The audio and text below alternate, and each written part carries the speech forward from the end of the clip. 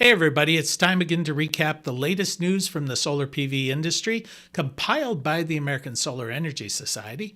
I'm Jay Warmke with SolarPVTraining.com, and this is what's happening in the magical world of solar for the week of March 16th.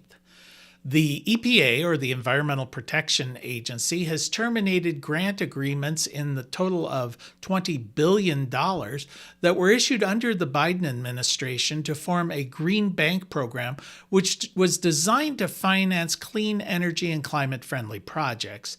The green bank program was part of the 2022 IRA climate law. The idea was to create a nationwide version of government-backed and nonprofit green banks that are currently operating in 17 states that offer low-cost loans for rooftop solar, energy efficiency projects, electric heat pumps, EV charging stations, and similar carbon-reducing projects. The law gave the EPA $27 billion to grant to states, tribes, nonprofit groups, and public-private consortiums. Those grantees, in turn, can lend or grant funds to projects or initiatives across the country while bringing in private sector lenders or financial backers to try and multiply the effects of this money. In April of 2024, the EPA picked 8 coalitions to receive the funds. In order to receive funding from the Green Bank for your projects, the project must comply with the Build America, Buy America Act, which requires that certain federally funded projects must use steel, iron, manufactured products, as well as construction materials that are made in the United States.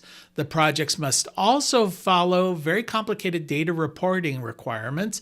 Their loans and investments must simultaneously reach hard-to-serve populations and earn returns that can be reinvested for future projects, all at the same time attracting private sector investors to contribute funds to the projects as well.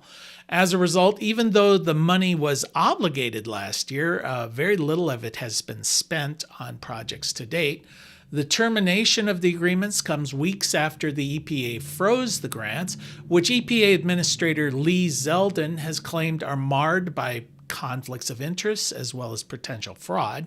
Defenders of the program argue that the money was awarded and the government entered into legal contracts with the organizations charged for administering these funds, and that no evidence of fraud or abuse has been demonstrated by the EPA.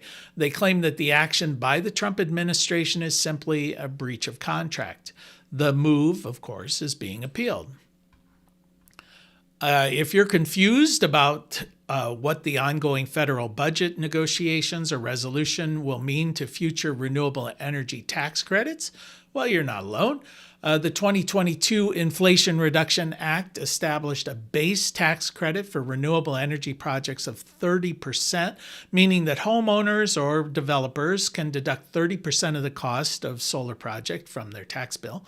Additionally, commercial developers can deduct another 10% if their project is located in a low income or an energy community. The energy community is basically one that's historically dependent upon fossil fuels for much of their employment. And there's an additional 10% credit if the project utilizes domestically manufactured products. The tax credits were set to remain in place through 2032, but many Republican lawmakers have targeted these tax credits, claiming that they will reduce tax revenues by as much as $1 trillion over the next 10 years. They want to use those revenues to offset the cost of expanding provisions of the 2017 Tax Cuts and Jobs Act, which is projected to reduce tax revenues by about $4 trillion over that same period of time.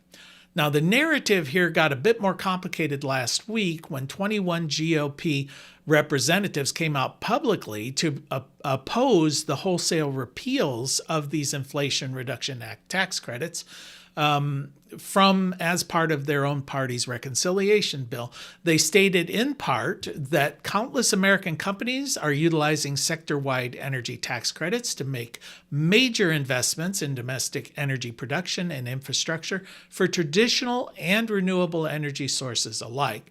And they expressed concern that the repeal of these credits would spark an energy crisis as demand increases, the supply of energy would actually decrease and cause prices to escalate dramatically. And the tax credits are quite popular with Democrats as well as Republicans. A study of the effects of the IRA by consulting group E2 found that Republican districts have benefited substantially from the tax credits.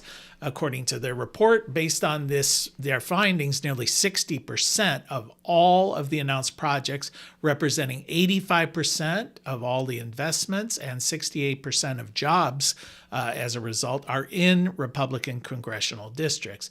And what's more, data from the IRS and the U.S. Treasury Department shows that more than 3.4 million American families have claimed about $8 billion in renewable energy tax credits for fiscal year 2023.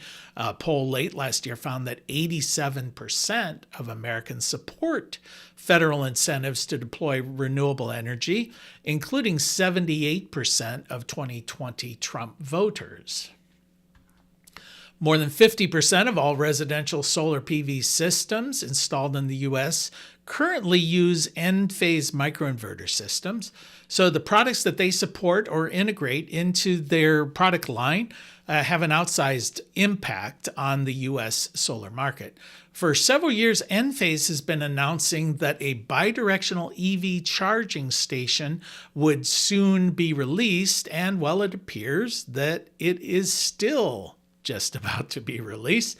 Enphase recently announced that they'll be shipping their new IQ EV Charger 2 within 14 European markets. The unit is a smart charger designed to work seamlessly with the Enphase solar and storage systems, or as a standalone charger. It comes with energy management features to help homeowners maximize energy self-consumption as well as lower their energy costs. But it does not, however, come with bidirectional charging. They state that it is equipped with built-in hardware and software that will support AC bidirectional charging in the future, but that these features are dependent upon EV compatibility, standards, and regional certifications. In other words, until the auto manufacturers, the standards bodies, and local governments can agree on a bidirectional standard, then the idea or the concept of bidirectional charging will remain that, just a concept.